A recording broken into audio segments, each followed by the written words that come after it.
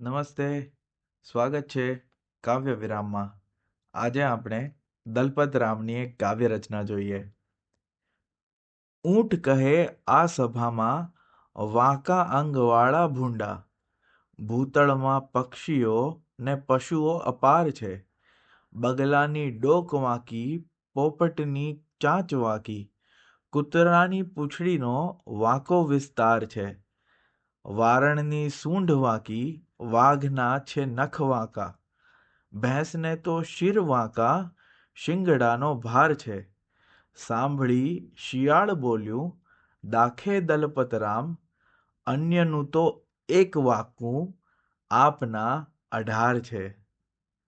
આવતીકાલે ફરી મળીશું એક નવા કાવ્ય સાથે, નવા વિરામમાં. કાવ્ય વિરામ.